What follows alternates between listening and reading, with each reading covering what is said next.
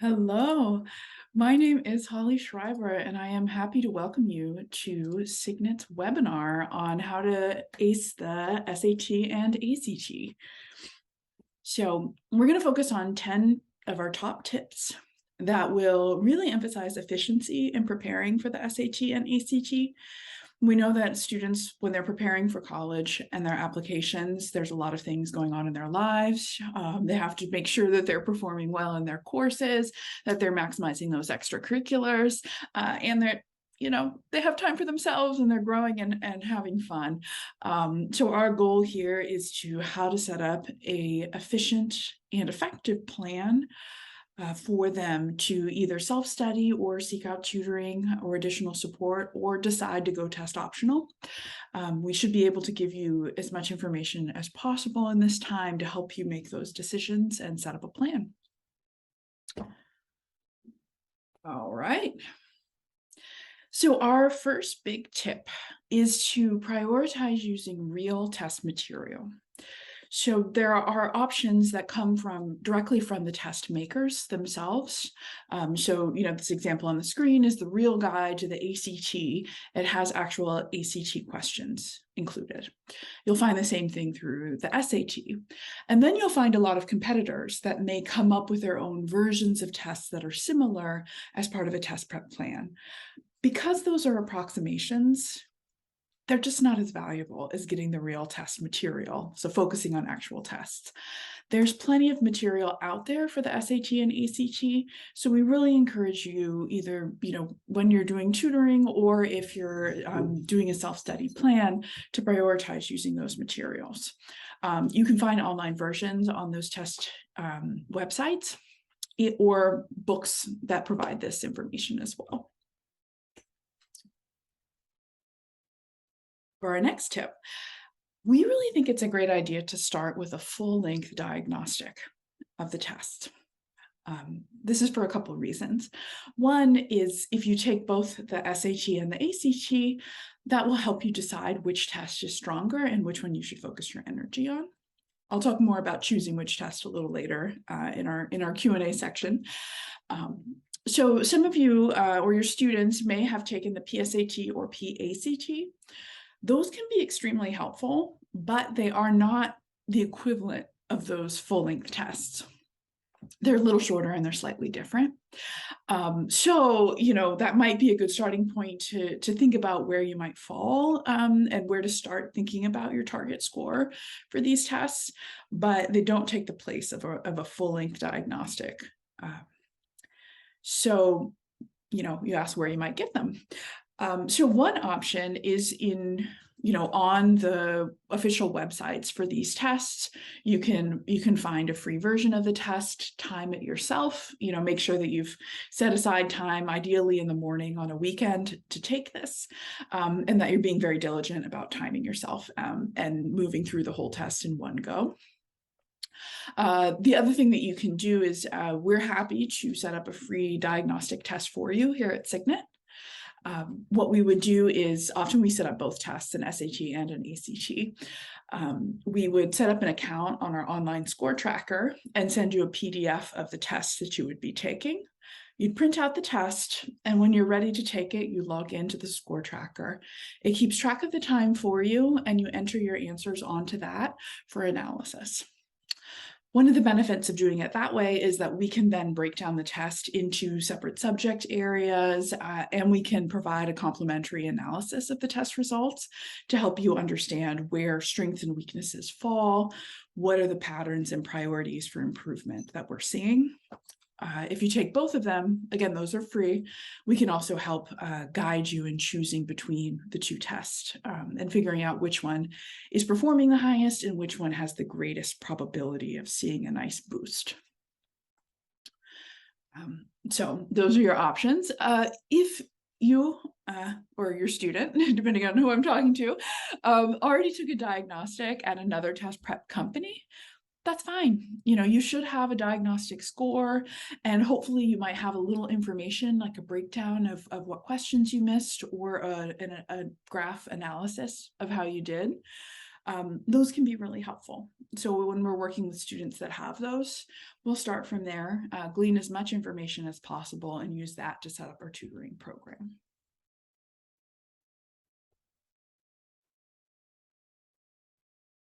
So once you have your diagnostic, a next step, that's the starting point where you're at right now. A next step in going forward is to think about what your goal score might be. So there are a couple factors that you should consider when deciding on this. One is to have reasonable expectations, right? How much do we feel like we can see a boost in the score? We don't want to absolutely count on boosting 300 points or something like that, right? Like that may be a little much. So finding something that's attainable. And I will say that what is an attainable boost varies among different students. And really what that's going to depend on are the factors that were in play in reaching that diagnostic score. Right, like, that score is a reflection of content knowledge, of test taking strategy, of sort of, cognitive patterns, and of performance on test day. So, in some of these areas, you can see large boosts with training and tutoring. Other ones may not. You may not see as much of a boost. So we don't have a blanket amount of points that we're going to say you can expect to go up this much. When we're able to analyze a diagnostic test, that can give us a clearer sense of which areas we might be able to see a boost in. So it's nice to talk to somebody who has experience analyzing those, because that can help you get closer to where your goal score could be. So that's the sort of internal factors in the student's performance that are going to affect the goal score. The other part is the ultimate goal, like the colleges that you want to apply to. So I would recommend, part of this process in the whole scheme of applying to college is that you can start developing your college list early and start thinking about it. So if you have a few target schools, it's good to look up their score ranges and see. So often those are given in a range between the 25th percentile and 75th percentile scores. So what's given in that range is 50% of admitted students have that score. So that gives you a place to start thinking about what would be advantageous to submit. And I would say, starting at that 50% mark, like, in the middle of that range, that score is likely to be, contribute to your application if it's that or higher. That's different people will give different numbers, and it depends on the school and the overall application package, like how important that score is going to be towards either boosting candidacy or supporting a candidate that's already quite strong in other areas. So again, you can take that with a grain of salt, but that should give you an indication. If something is below the 50% mark, you might not want to submit the scores. Like, it might not be worthwhile if the school is test optional. So in that case, that's when you start thinking about, okay, like if the attainable score that we have or the range doesn't necessarily hit the 50% mark for these colleges that were otherwise a very good match for, this might be a situation where test optional would be an ideal choice. So a lot goes into thinking about this goal. Is one, is getting an effective score that's going to boost your student's candidacy doable within that? And if not, what are options for test optional? So after you've thought through these things, you'll come to a decision, hopefully, to, okay, move forward with test prep. We have a target score that's going to boost candidacy, and it's in our range. We're going for it. Then we're going to set up a plan. The alternate is, well, we scored in a way that we don't think we're going to be able to boost the score. We'd rather focus on other aspects of candidacy, and we're going test optional. So you may choose to go that route, or you may choose to wait a little. And C, many schools went test optional temporarily in response to COVID, and there's not a guarantee in many of them that they will remain test optional in a few years. So that's something else to fold into this decision.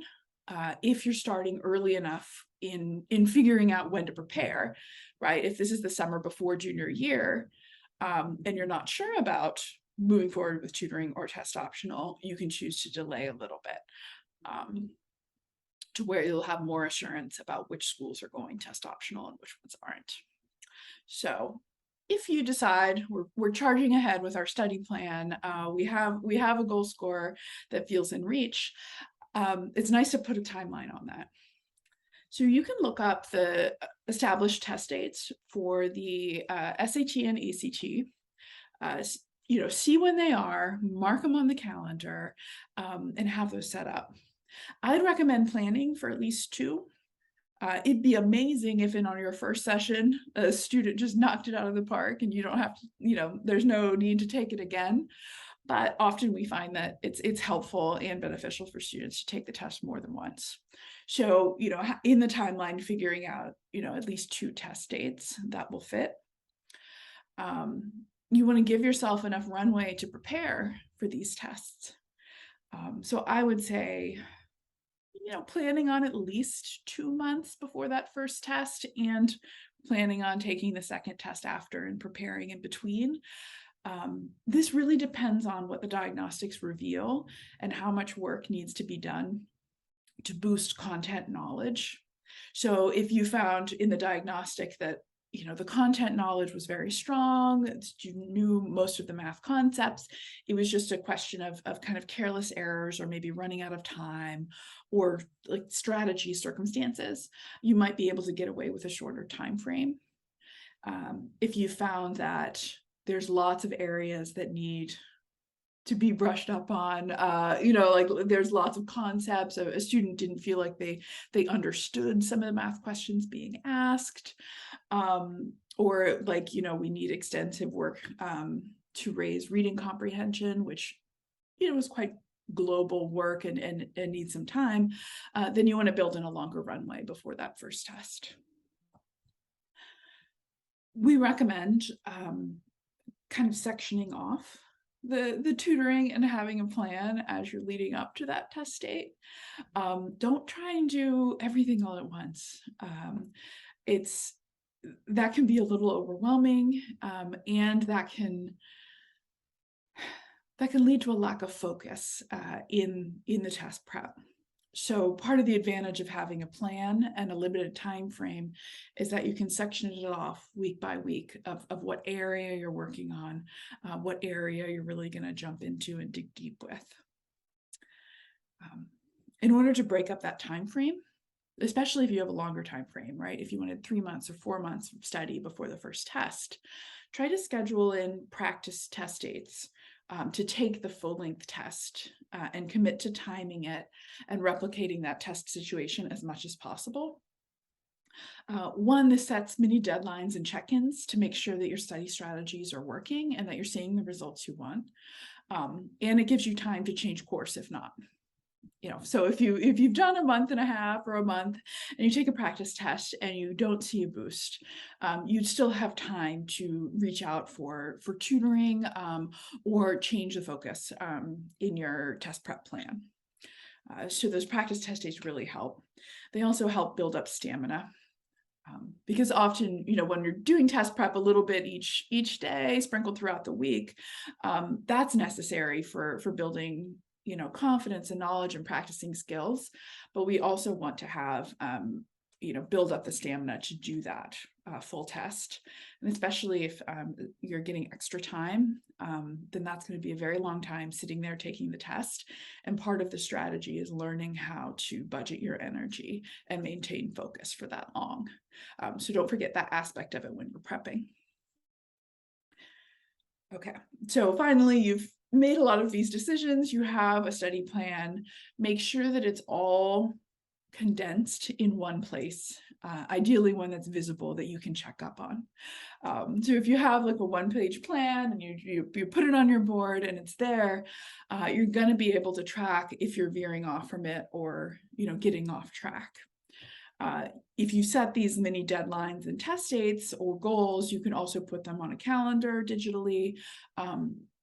We would just really want a way to keep track of what the plan is, so you don't spend half of your study time just figuring out what you're supposed to be doing. It'll be right there, and it'll be motivating to be able to reassure yourself that you're on track.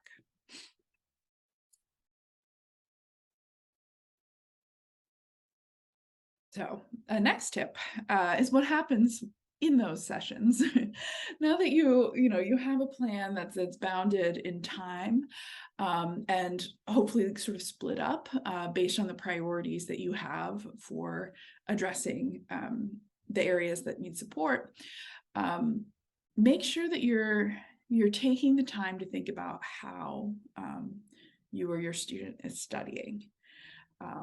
So test taking is a skill. It's like athletics or music.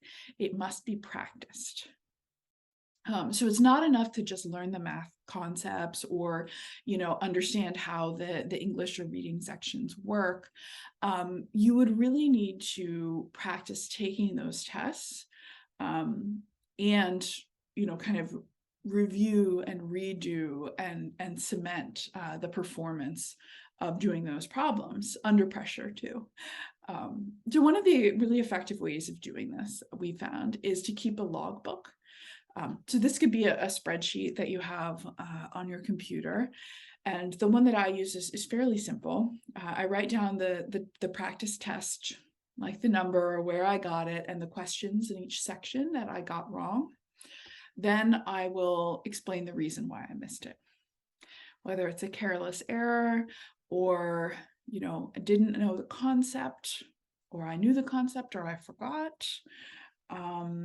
I misread the question. I didn't double check or recheck my work, calculation error, those kind of things, right? You just kind of keep track of what are the patterns that are causing you to miss certain questions. And if it's a content issue, noting as clearly as possible what the content area is that needs more support. The nice thing about this is that you can see over time, okay, what are the major categories where I tend to be missing, getting these questions wrong. And that can really help guide your focus in your review so that you can address those issues. Oftentimes there's a tendency to want to review the areas that are more fun or that we're a little better at. Right? Like if a student dreads math, then they might, spend a little more time on the reading because it's gratifying. And then they'll be like, oh, I did my, hour and a half of work today, I'm done.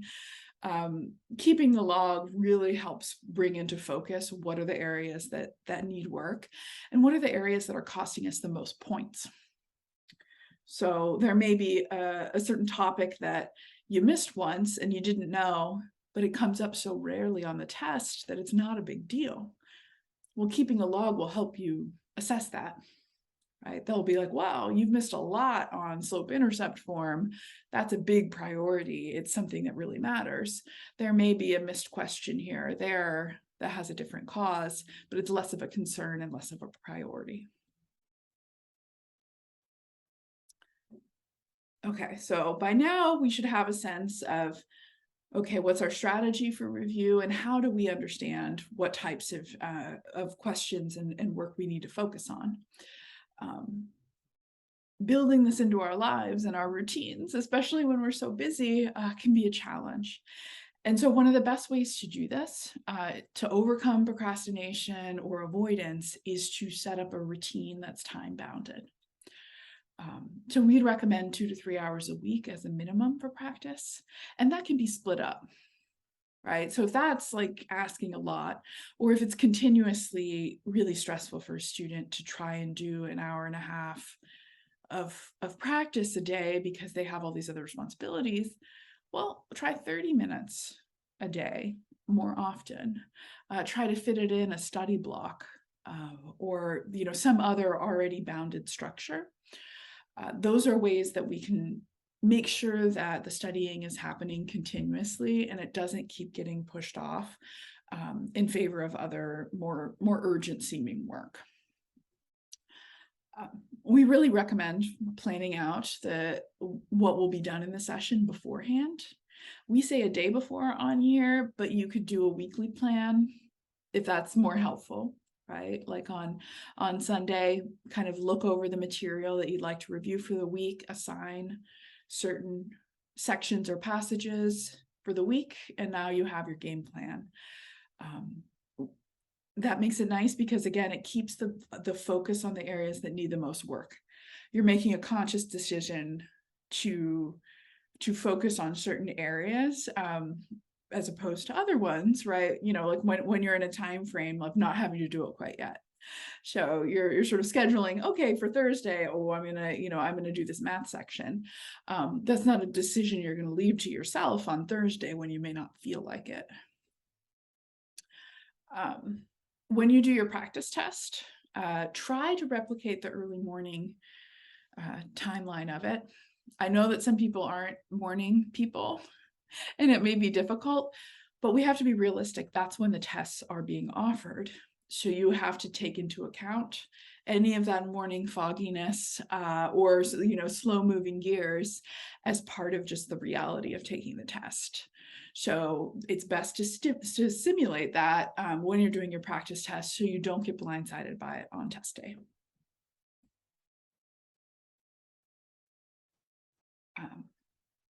So, we're practicing things, we've set aside time, all of that. Make sure we're studying the right things. So this kind of goes back to tip number 5, the learning to review. But I do like to really emphasize this, is that it's very important to make sure that you've identified the areas that need work and what are the really fundamental problems that are holding you back from raising your score, so that you can work on unentangling. So you can disentangle those, that's the word, and move forward and keep practicing those skills as you move on with your test.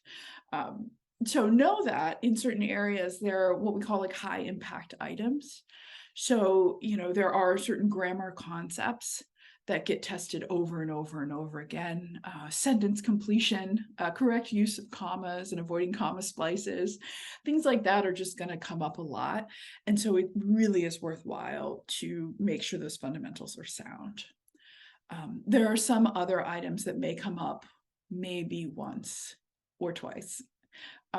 And those, if it's something that would require really intensive review and or they cause stress, well, some of those you can just let go.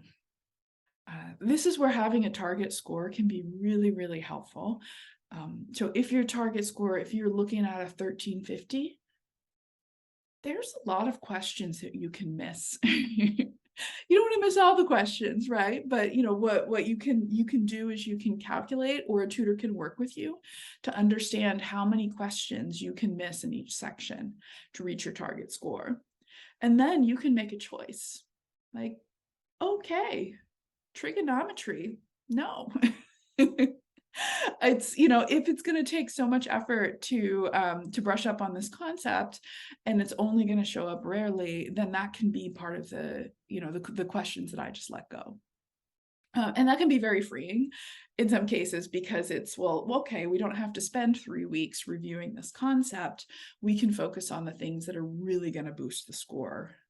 And it takes a mental load off. So be aware of that. You don't have to learn everything equally. And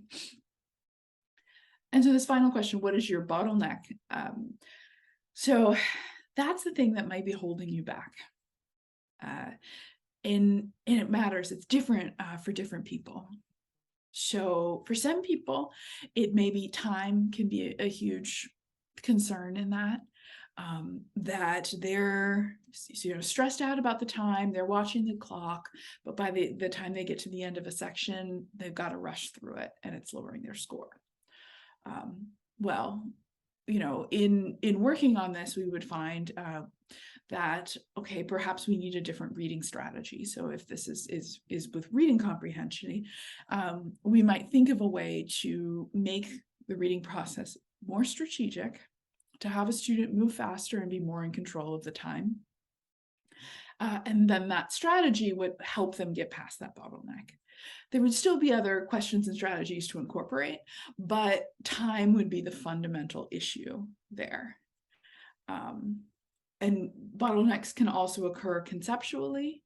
If a student needs a strategy to avoid careless errors during calculations, then you find that it's something that you see repeated over and over again in your error log. That's something that you would address. So it's good to address those early, because the more you practice them and the more that they're built in to your test taking routine, the stronger you are going to be. And then the more you can focus on some of the other details that will boost your score even higher.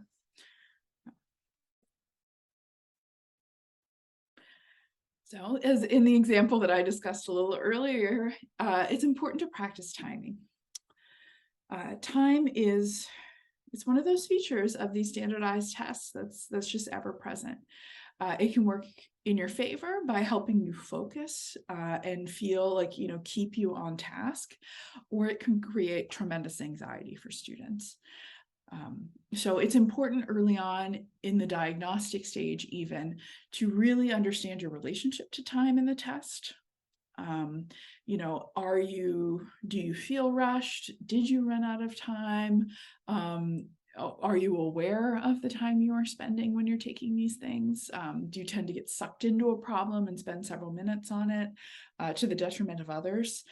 All of these things understanding these habits and behaviors can really, really help. So one, I think it's important every time you do a timed section or a test, if you can write down and journal a little about what happened there. Like, hey, I finished on time. I even had time to go back and check my work. Great, thumbs up. Or I finished on time, but I felt like I was rushing. Great. You may not remember these later when you're going back to assess, so it's nice to take those notes as a follow-up every time you do a timed exercise. So there's a couple ways of timing. One, you have the full shebang, the whole test. It's good to do that and to do it timed, and not to skip over. So especially if you have time and a half, make sure that when you take it, if you finish early, you wait. You sit quietly and wait until the next section to start, replicating testing situations, because boredom and fatigue can be part of that process, and that's part of the testing experience. So you always want to try, and when you do these full tests, replicate as closely as possible what that experience is going to be like. Then, in your drills, if you do timed sections, that can be helpful as well, because you take into account the full variety of the types of questions and their difficulty, the number of passages, and you see overall how you were doing in these timed sections, but on a shorter scale, right? So that it was not going to replicate the overall fatigue you may feel during the entire test, but it's a more accurate kind of reflection of the, how you perform on each section. Even more minute than that, timing individual questions can be helpful.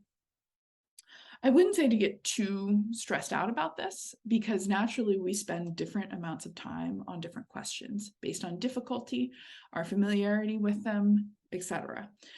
So don't feel like you have to spend exactly the same amount of time on each question. We don't need to be that regimented. But it is very helpful to know if there are certain questions that are taking you way too long. Right? So this is mostly like an information gathering trick. And one of the best ways to do this, like timing individual questions, is that if you have a stopwatch or a stopwatch feature on your phone, you can mark laps. So you can continue to, each question, answer, lap, each question, answer, lap. And you can go back and track it that way. So you're not totally disrupting your flow there. What's useful here is that this helps build an awareness of, are you aware when a question is taking way too long, and it's like took you 3 times as long to answer this question as other ones. Then we might identify that and make sure that we have strategies of knowing when we should skip a question, because we want to make sure we get through that whole test. And if you have time, you can go back and spend more time and really dive back in. But we want to make sure that we're not getting stuck on a question that if it's that difficult, we may have a low probability of getting right anyway. It's better to just, guess and mark it to come back. So that's one way of sort of raising awareness about how time works.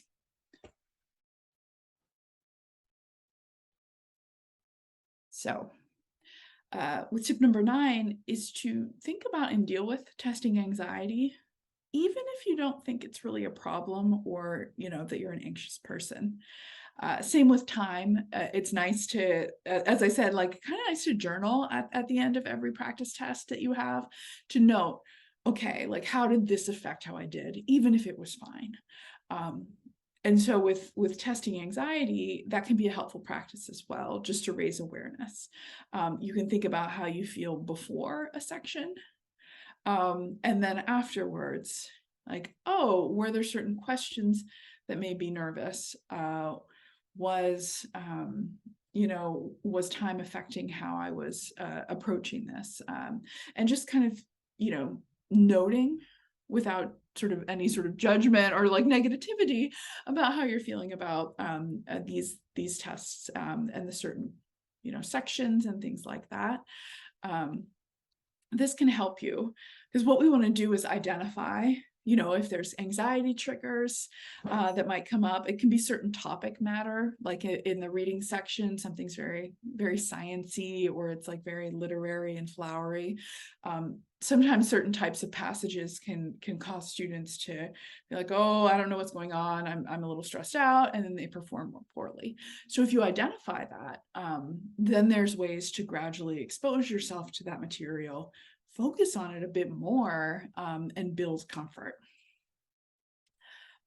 So we definitely encourage you to do this early on, to practice a mindset and exercises that can help you overcome some anxiety. So it could be some mental preparation and mindfulness, some breathing exercises that can help you really perform on test day. A key is to try practicing those a little earlier, right? So it's part of the test taking routine. It's not something new that you're folding in right before a big day. That may even increase anxiety because it's one more thing you need to remember. This should be possibly part of your, when you start a new section or a drill, or especially when you start a full practice test. And then you can journal and think about whether that was helpful, whether you should try a new strategy. And our final tip, so we're leading up, we're right on test day, it's a great idea to do a little warm-up, right? So lay out and have ready a few practice problems to do before you leave on test day. You don't need to grade them. It is simply just to get you in the testing zone. Don't try and cram or read up on something late the night before and stress out in that way. Hopefully, you've done the practice, these things. You're just trying to get your brain moving and ready, and you'll be ready for test day.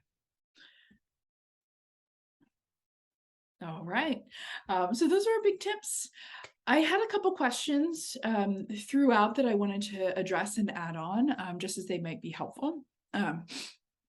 So one of the questions that I've received is when should we start prepping? What's the right time? And the answer to that is that it really depends on the student and their circumstances.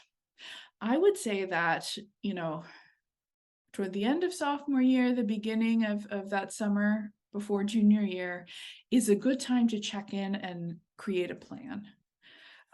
So that's a great time, and it's early, so don't panic if you're past that point. But it's a really great time to take diagnostic tests. I suggest both the SAT and the ACT. Kind of have a sense of where the student is in terms of their scoring, and that will lead you with a few options. So one, if the tests are really clicking, a student feels confident and has time, then that will set you up to prep and test leading into junior year.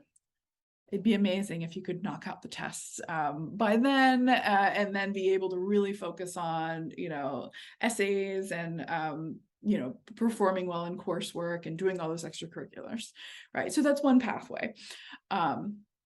Another pathway may be sort of realizing, okay, we know which tests we want to take, but this summer is really busy. When are we going to schedule the 3 to 4 months we think we need to really perform well on this test?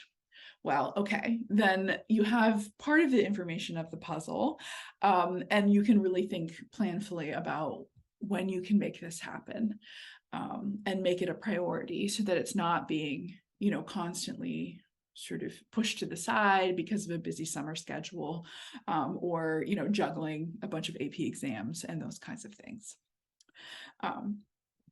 Another thing that may happen is you take the diagnostics and you realize, well, this didn't go so well. Testing may not be the strongest suit of the student, and it's causing some anxiety. We're not sure, submitting tests and prepping is a good idea.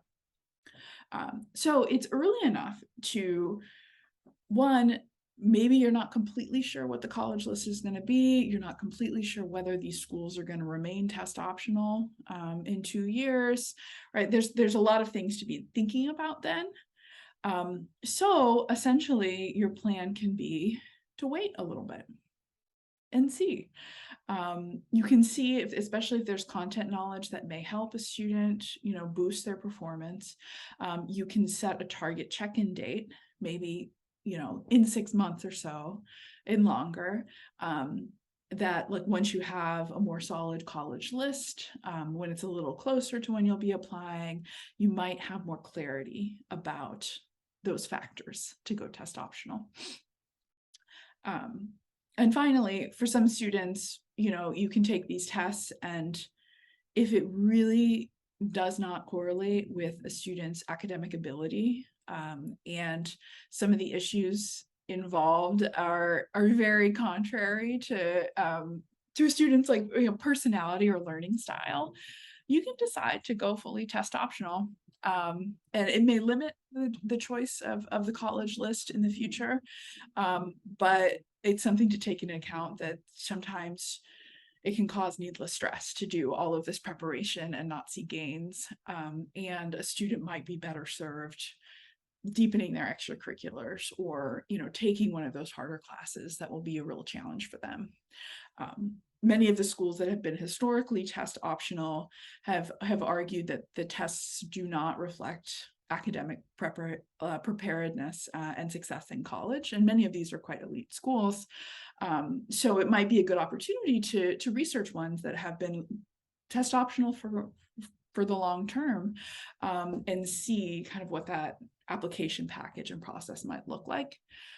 We have excellent admissions consultants available that can help talk through some of those questions. But doing it early means that you have time to adjust and change course if necessary. The next thing is deciding between the SAT or the ACT. For many parents, when they took these tests, it was in an age where it was largely geographical, right? The SAT was more of an East Coast thing, and the ACT would be the Midwest. Now that's definitely changed. Colleges do not distinguish between the SAT or the ACT. They don't think one is better. So essentially, you want to find the test that will best showcase a student's abilities.